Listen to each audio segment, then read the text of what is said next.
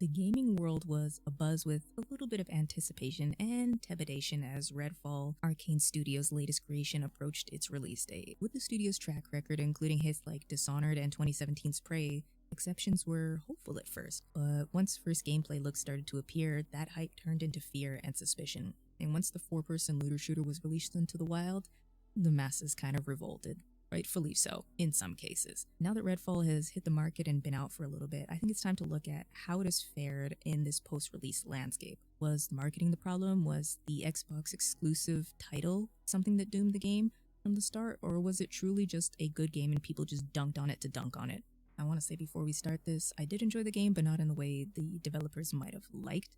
It was a great turn your brain off kind of game, play a movie or something in the background, which is great for games like Elder Scrolls or like MMOs where you're just doing the same repetitive tasks, but when you're trying to tell a story, that's where I think it falters.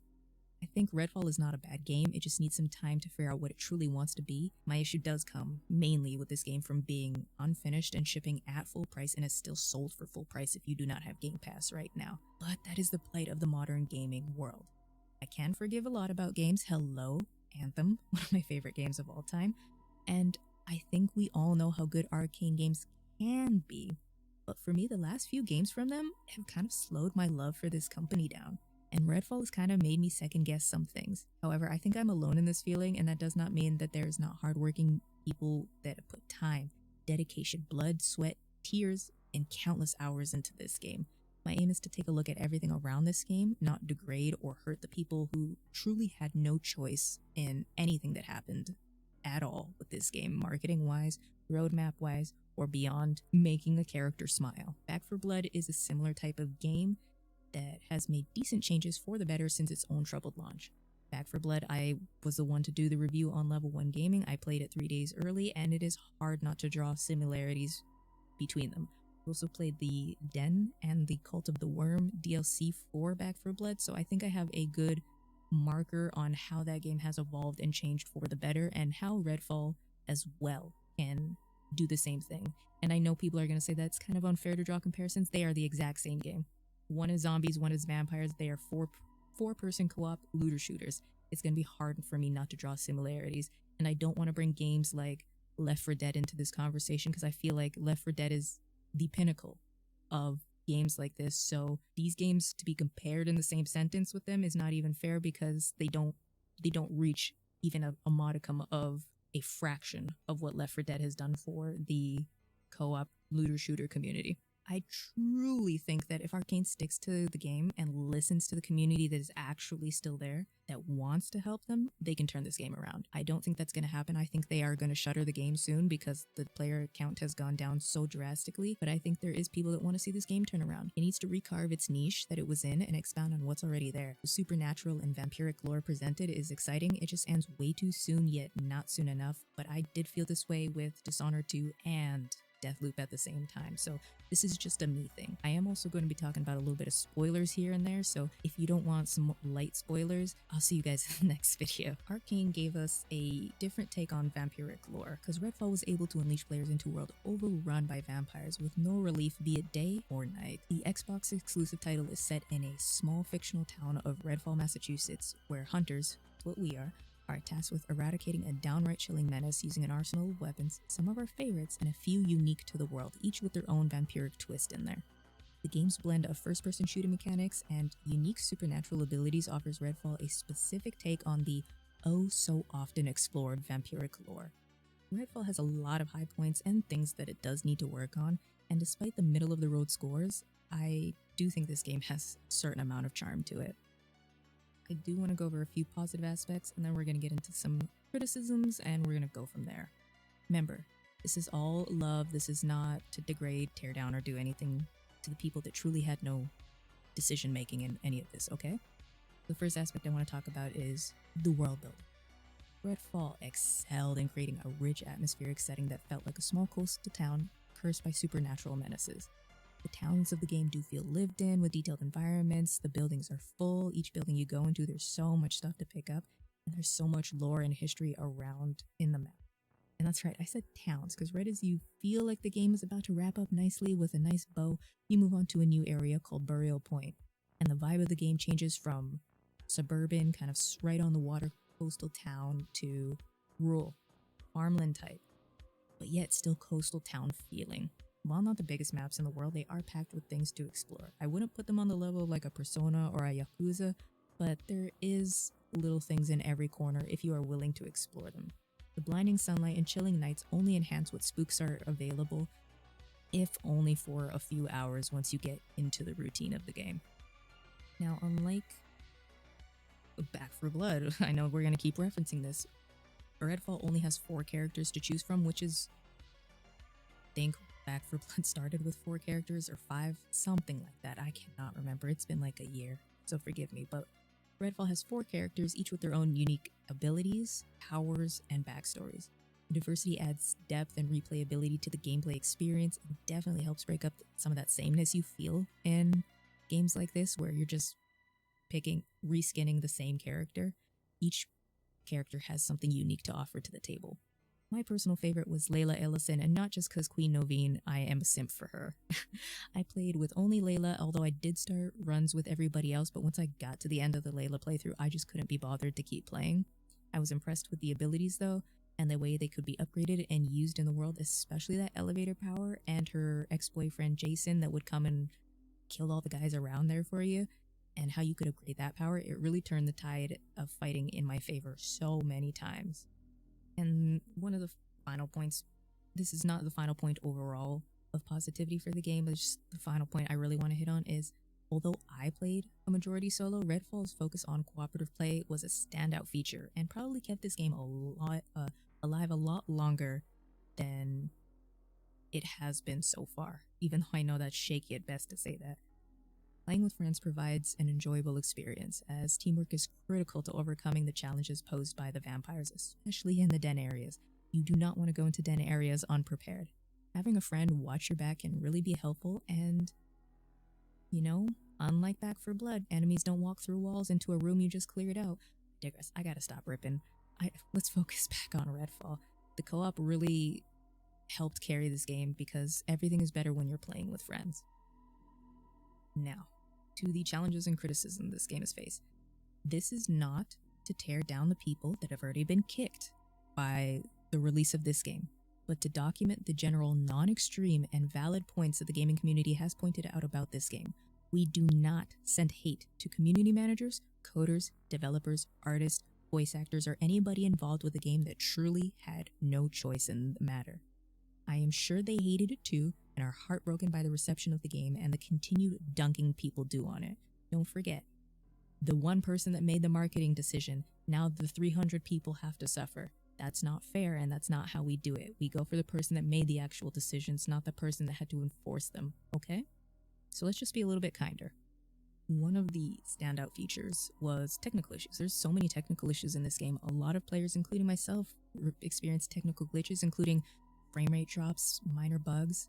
I myself experienced going down to like 10 FPS for 2 to 4 seconds on launch day, and even up until the last time I played before uninstalling this game, it was still happening. And these issues can be immersion breaking and frustrating when you know your system, your console, your PC can run this 10 times over. Look, I know I run a 980 Ti, but I also know I can run this game, and I can run games way more intense than this with some optimization, so there's no reason Redfall should be stuttering like that as it did. I think in a bit I may re-download it and replay it, but right now there's too many technical issues for me to go back and it be an enjoyable experience. And I think it is also too close for me uninstalling to now doing this video for me to jump back in and be like, yes, this is a fair look at this game. I think I need space and time away, you know? What I also need space and time away for is the disappointing AI. They couldn't even find the Grand Canyon if they had GPS in both hands. This is one of the sorest points about this game. The setting is cool and the world is built, and this would have been so great to play with friends on Halloween. I would have streamed this on Halloween with my friends. And I feel like gamers will put up with a lot. I mean, we will put up with a lot, but game-breaking AI is just not going to do it. Game-breaking AI is always going to kill your game, no matter what. Look at Alien Colonial Marines. It's a pretty-looking game. That AI is bad. I think this would have to be the first thing they truly fix. If they ever do want to work on this game, you have to fix that AI. You have to make it better. You have to make it more receptive. You have to know that people are there. You have to shoot at to have your AI turn around and shoot at you. There's just it's probably one of the sorest points and easily one of the biggest things they could fix to turn this game around. So I myself, also speaking of technical issues and turning games around, ran into bugs of just getting stuck in places. Like a ledge animation had me spinning in circles, a tree on a slope that was hollow on one side because they didn't put a full tree. Got stuck in that several times. I've even put that on my TikTok. A bit of cliff face that wasn't fully closed and there was a small window for me to sneak in and fall through the map. Check. I also had some very legitimate anti-cheat concerns, as I know how very easy it is to get past de novo. And honestly, the first day, I did see some of the cheat engines that I know already multiplayer had multiplayer cheats up for Redfall, so de novo did absolutely nothing. I think the game could have gotten away with a lot, and I will say this again, if they had just fixed the AI would have held the water at bay while they could weld everything else shut. I truly think the AI is the biggest issue of this game. One thing that I know is going to be hella specific to only a small group of people, but is one of my biggest, this is my second point of criticism, is the lack of cutscenes. The lack of fully animated cutscenes was frankly deceiving and honestly false marketing. Everything in the game's marketed, like from every trailer we saw, had no reason to suggest in this AAA game, this Xbox billion-dollar company, exclusive game, that we are not getting Arcane level cutscenes fully acted, fully everything. But to do, when I saw the animatics, which is an animated storyboard, so zoom in, zoom out, we've all seen the cutscenes from this game. I was shocked, honestly. It's like, I would expect this from an indie game because that makes sense to save money by not animating cutscenes or not having to make cutscenes. But for a full $90 game here in Canada, and that is for the base, that is not for the special edition, absolutely not. $40 maybe, and that's pushing it for this game. If this game wasn't on Game Pass, I wouldn't be talking about this. I would have never played this at all. I was not hyped for it. I was not looking forward to it. But when it came out, I was like, let me give it a try because, I'm a sucker for a bad movie. I'm a sucker for a bad game. And again, I do find this game charming, but there's so much that I'm like, this is the route you chose? Oh, I don't know about that. At least Back 4 Blood, I know I'm going to keep referencing this, Back 4 Blood had had cutscenes. Anyway, moving on to my final point. The thing that drove me the most crazy about this game was the points of no return. This game has 2 points of no return that you can possibly trigger without even knowing. And I did the first one. This might have changed since the last time I played, though. Again, I uninstalled it at least 2-3 months ago now. I am someone who truly enjoys exploring to the max, get my full money's worth out of the content, because even though I did not buy it, I'm still paying for Game Pass, so I'm getting my money's worth out. But Redfall has 2 points of where it hints that this may be the last mission of the chapter, but it doesn't outright say it. And you go to points where you can't go back to the previous map, which there is no way to return to the previous map unless you are starting a brand new game over. And it does not tell you that is the consequence of moving forward. It just says, hey, this is kind of like the last mission here. Doesn't say, hey, wrap everything up, you cannot come back here at all. But that could have changed since the time I played. But that's just me. I like to explore 100%, and I was left a little miffed when it forced me into this new area while I was still exploring. What open world game doesn't allow you to explore from top to bottom? We're going to get out of the negative criticisms and all that. I know there's so many more, but again, I'm not here to rag. I want to talk about the impact of Redfall on Arcane. With Redfall's release, Arcane Studios has reaffirmed its reputation of creating innovative and immersive worlds. There's no doubt about that.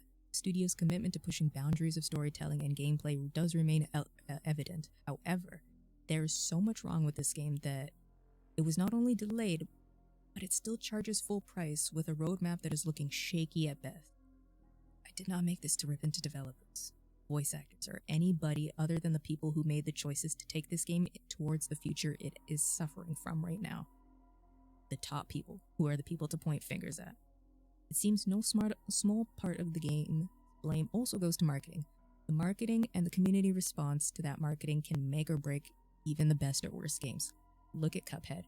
Literally, we saw it for 10 seconds and it has become an indie darling and a bastion of what games can be. it does feel like the heavy Xbox exclusive, which is within their full rights to market and everything, almost did set this game up for failure, like a train leaving a station before all the people were on board, or a cruise ship leaving before everybody was on board. Once the game came out, it did become a main talking point as well. This is the quality of Xbox, what is the future of Starfield? And the two couldn't help but be compared. It was a common question that I heard, and that in itself is a whole can of worms that we are not going to dive into right now. I know this will not hurt Arcane in any way, shape, or form, even though some people would say Deathloop was start of the slump for the company. I would personally say Dishonored too, but that's my personal opinion. I wasn't over the moon for this game, but it still does have good bones and structures that I just think need to be refined. Arcane themselves will be more than fine, and we will all await either more Redfall news or more whatever Prey 2 or whatever they're working on next, Dishonored 3. We will all be clamoring for whatever they have to announce next. So now that you've sat with me for this long, I do want to start wrapping this up. I want to say thank you guys for watching. First of all, if you want to see me deep dive into any more topics, let me know. And if this was too long, also please let me know and I can trim it up or not make videos this long. Or if you want to see more like rambly long videos like this, let me know. But Redfall is experiencing some scary numbers right now. It's no secret that the player count has been on a steady decline in recent weeks. What started as excitement built into a bleak but still hopeful kind of forecast turned into a heartbreaking story. While the game's initial release garners a significant player base, it appears that factors that we just finished going over in this last video, including competitions from other titles, have led to a dwindling player count. This decline, while disheartening for fans and developers alike, also presents an opportunity for the devs to take the valuable feedback and make necessary adjustments to breathe new life into this game. I know it's easier said than done because they don't have a choice. This comes from the higher-ups, but that's what needs to be done. As the gaming community eagerly watches and hopes that Redfall can rise from its slump and reclaim its spot as a prominent player in the gaming landscape, I think it can. I honestly think it can. If games like Final Fantasy XIV, ESO, and again, the one I've referenced so much, Back 4 Blood, can turn it around, I think there is hope for this game. As with other major releases, post-launch updates and patches are going to be expected. The roadmap, again, looks shaky at best, but I think Arcane Studios has a history of providing excellent post-release support for its games. I think they even still provide support for, like, Dishonored, so they have our backs when it comes to things, and it's likely that Redfall will be no exception. This ongoing commitment to improving will undoubtedly enhance the player experience over time if they want to stick with it, and that's the big thing. If. And I don't know if they want to. Redfall from Arcane Studios has made a significant mark on the gaming landscape, be it good, bad, or wherever you fall in between, and that mark can change in the future. As the studio continues to fine-tune the game through updates, Redfall does have the potential to evolve into a beloved title and become a cult classic, although I think that's a far way off. But I do believe it's truly not too late for Redfall. But I don't think Arcane is going to want to stick with it. And I don't think it's going to be Arcane's choice whether they stick with it or not. I think it's going to be Xbox's. But let me know what you think of everything I just kind of rambled about. Let me know if you've played Redfall, if you want to see more like in-depth kind of dives like this, and I will see you guys in the next video. Bye guys.